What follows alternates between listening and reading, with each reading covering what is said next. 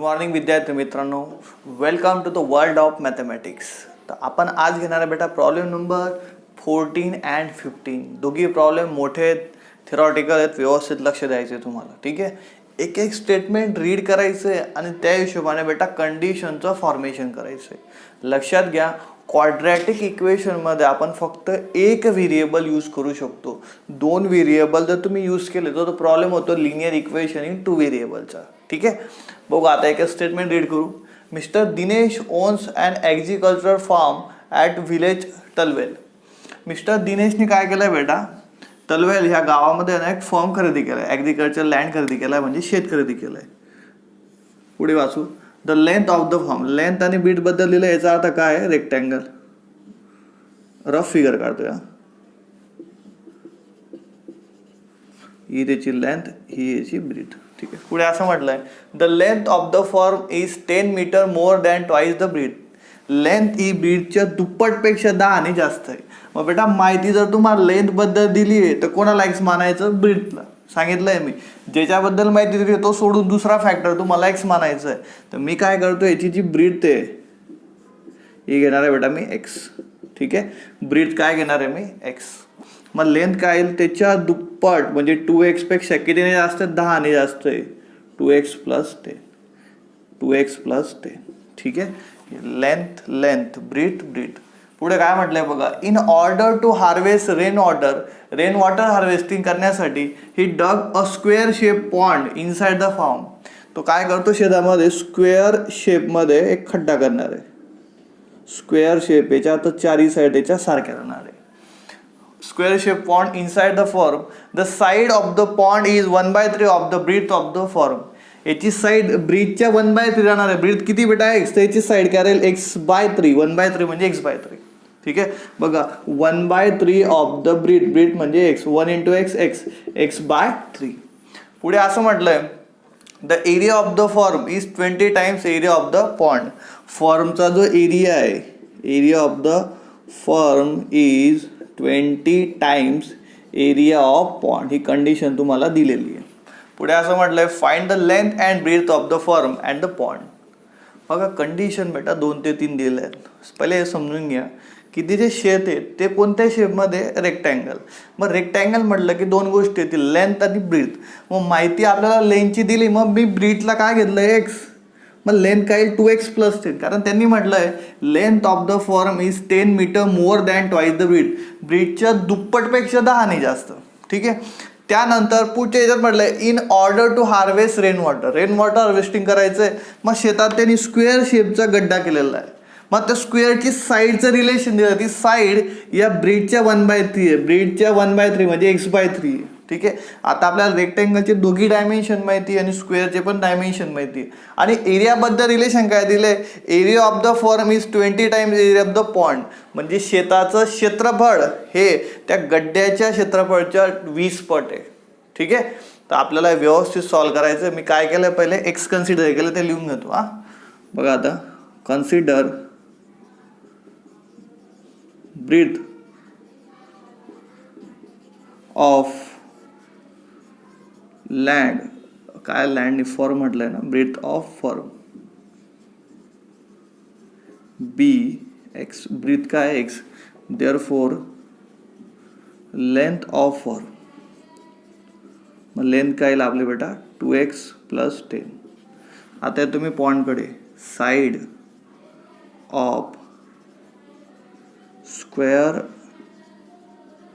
Shape pond is equal to 1/3 of the breadth of farm. ही condition दिली ना, ब्रीथच्या 1/3 of the x म्हणजे x/3.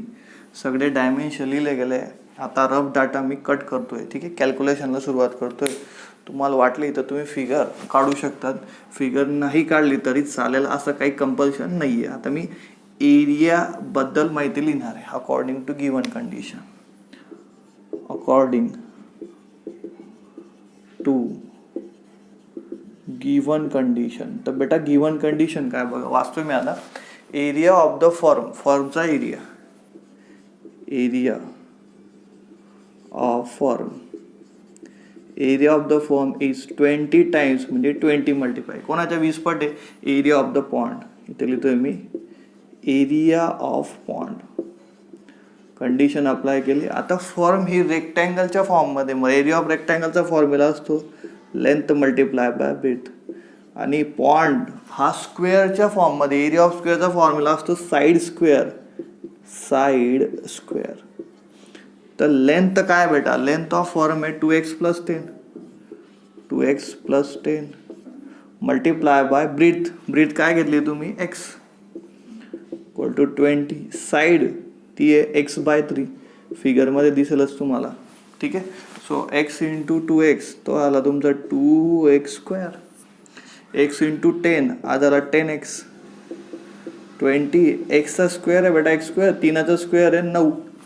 मला सिम्प्लिफाय करणार आहे मी. 9 डिवाइडला आहे ना मल्टिप्लाय करून घेतोय ते का. 9 × 2 18x², आणि 9 × 10 90x. दोघींना मल्टिप्लाय होईल बेटा कारण दोघी टर्म आहे. ठीक आहे. इथे 20x². सगळ्यांना आपण ना एका साईडला आणणार आहे स्टँडर्ड फॉर्म करण्यासाठी.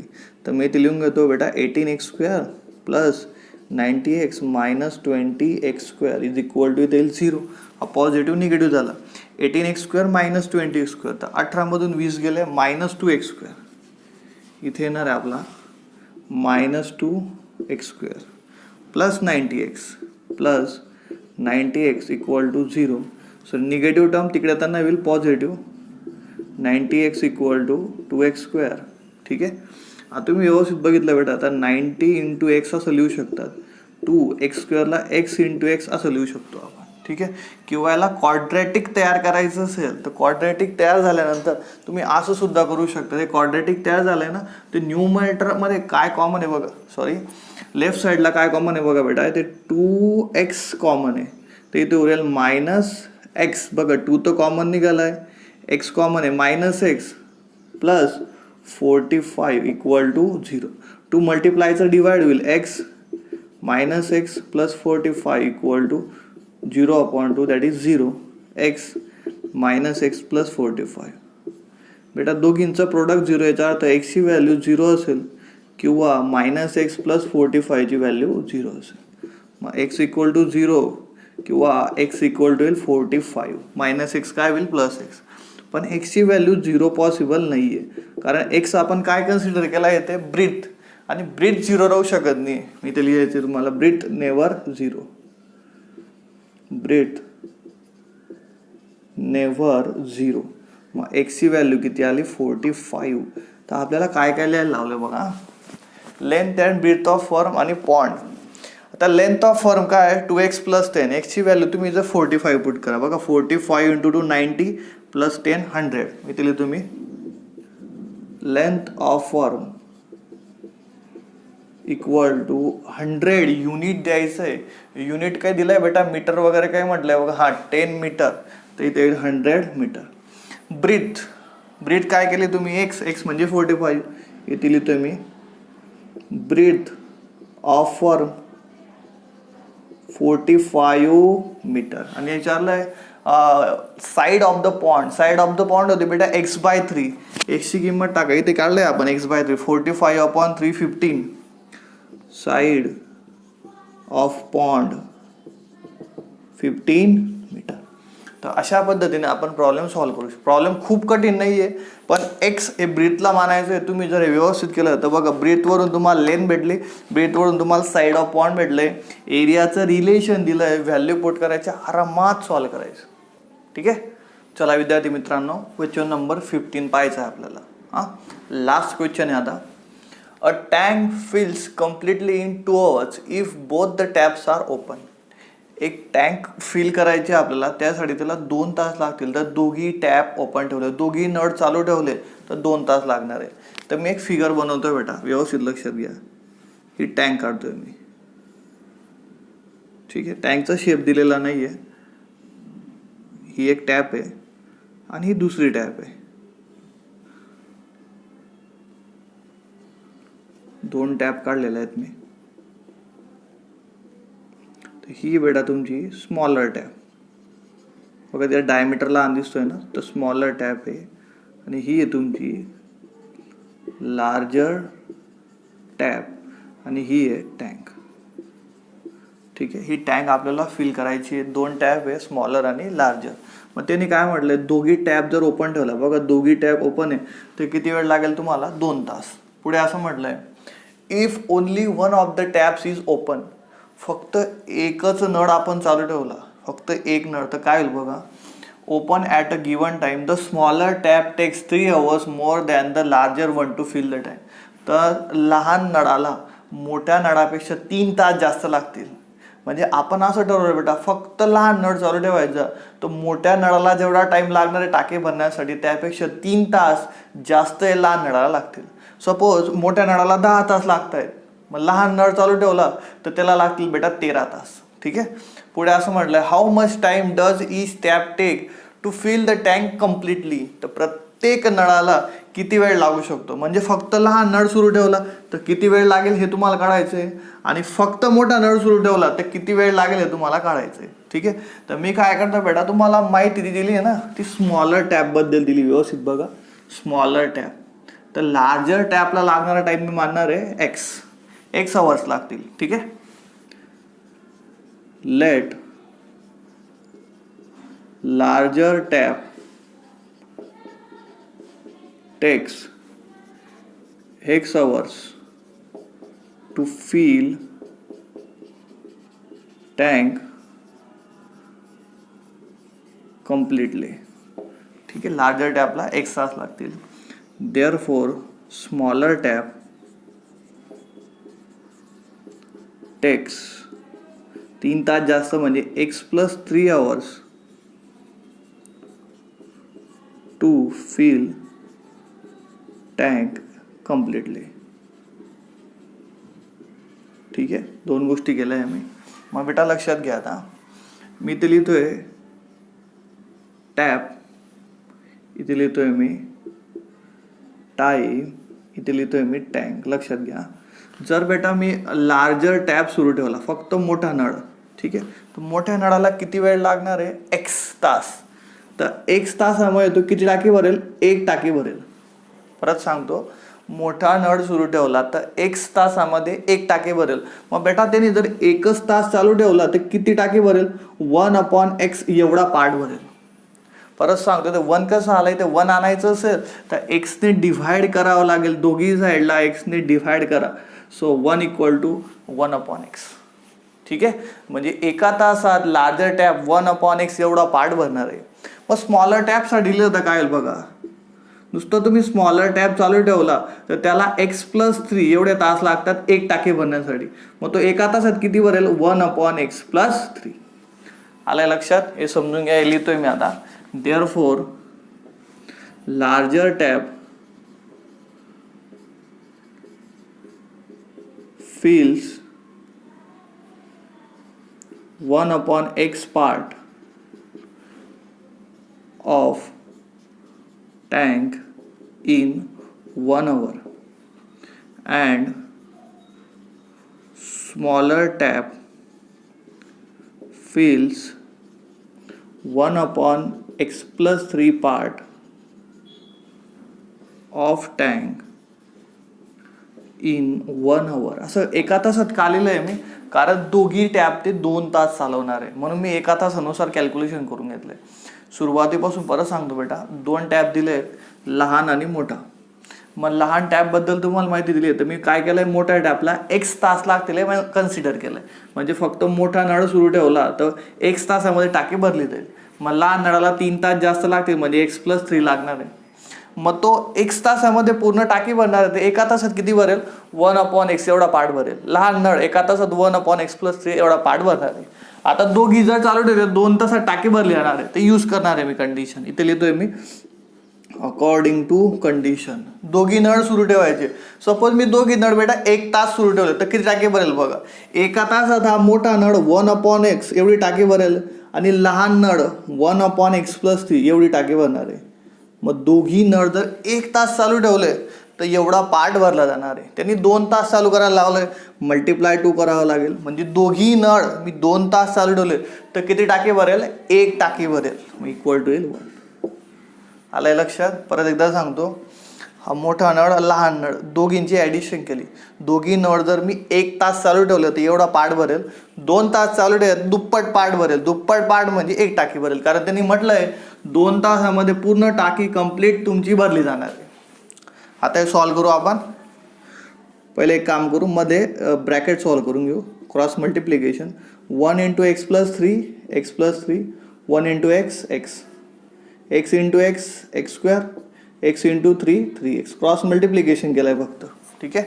आता बघा हे जे रफ वर्क आहे ते कट करून टाकू आपण. इथे मी ते सॉल्व करणार आहे. तर बेटा x plus x will 2x, 2 in the bracket 2x plus 3 upon x square plus 3x, x square plus 3x is equal to 1. तर ही जी टर्म बेटा डिवाइडला आहे तिकडे त्यांना काय होईल, मल्टिप्लाय. 2 मध्ये मल्टिप्लाय होईल, 2 into 2 4x, 2 into 3 6, 1 into x square 1 into 3x 3x. सगळ्या टर्म एका साईडला घेणार आहे, क्वाड्रॅटिक इक्वेशन फॉर्म करणार आहे आपण. तर लक्षात घ्या, इथे घेतोय बेटा मी 0, x square plus 3x, positive येईल negative 4x negative 6. So 0 equal to x square 3x minus 4x minus x minus 6. Quadratic solve करायचं आहे बेटा. प्रोडक्ट किती पाहिजे रे, प्रोडक्ट पाहिजे -6, सम पाहिजे -1. प्रोडक्ट निगेटिव्ह, याचा अर्थ डिफरन्सचा विचार करायचा आहे. दोन संख्यांमधला फरक 1 कधी येतो, गुणाकार 6, 3 आणि 2. आता चिन्ह द्यायचे बेटा. निगेटिव्ह याचा अर्थ दोघी चिन्ह वेगवेगळे येतील. मग समला विचारायचं, सम निगेटिव्ह आहे, मोठा नंबर निगेटिव्ह, लहान नंबर पॉझिटिव्ह. -3 आणि 2. तिथे बघा 0 equal to x square -3x plus 2x minus 6. हे सगळं रफ वर्क आहे, मी कट करतोय. आता काय कॉमन येईल बघा, इथे फर्स्ट आणि सेकंड टर्ममध्ये बेटा x कॉमन आहे, तर x -3 येईल. इथे 2 कॉमन आहे, x -3. So 0 equal to x -3 x plus 2. So 0 equal to x -3. दोन ब्रॅकेटचं प्रोडक्ट 0 आहे. याचा अर्थ फर्स्ट ब्रॅकेटची व्हॅल्यू 0 आहे किंवा मग सेकंड ब्रॅकेटची व्हॅल्यू 0 आहे. तर इथे आपल्याला -3 होईल प्लस 3, तर एक्सची व्हॅल्यू भेटेल 3 किंवा मग -2. पण -2 पॉसिबल आहे का? -2 पॉसिबल नाही आहे, कारण आपण एक्स काय कन्सिडर केलं आहे, एक्स हवर्स, तास निगेटिव्ह राहू शकत नाही, टाईम निगेटिव्ह राहू शकत नाही. मग एक्स नॉट इक्वल टू -2 इथे लिहा. But x not equal to -2, time never negative, time negative राहू शकत नाही. मग एक्सची व्हॅल्यू आली तुमची 3. काय विचारलंय बघा आता प्रश्नामध्ये, how much time does each tap will take to fill the tank completely. प्रत्येक टॅपला किती वेळ लागेल. मग लहान टॅप आपण घेतलाय, लार्जर टॅप, मोठ्या टॅपला x तास लागतील. तर मोठ्या टॅपला x म्हणजे किती तास लागतील, 3 तास. म्हणजे मोठा नळ सुरू ठेवला तर 3 तासात टाकी कम्प्लीटपणे भरणार आहे. आणि लहान सुरू ठेवला तर x प्लस 3, 3 आणि 3 6 तास लागतील. लहान नळाला 6 तास लागतील. याचा फायनल आन्सर असेल बेटा, larger tap takes 3 hours to fill tank completely and smaller tap takes 6 hours to fill tank completely. ठीक आहे. आज आपण 2च प्रश्न घेतले. इथे आपला चॅप्टर बेटा कंप्लीट झालेला आहे. तुम्हाला व्यवस्थित हॉट्स प्रश्न 2 ते 3 वेळा रिव्हाइज करायची आहे. हा टॅपचा जो प्रॉब्लेम आहे खूप इम्पॉर्टंट आहे, एक्झाममध्ये विचारला जाऊ शकतो. 3 ते 4 प्रकारचे प्रॉब्लेम बेटा अपस्ट्रीम, डाऊनस्ट्रीम, टॅपचा प्रॉब्लेम, वर्कर्सचा प्रॉब्लेम, हे 3 टाईपचे प्रॉब्लेम खूप महत्त्वाचे आहेत. बाय.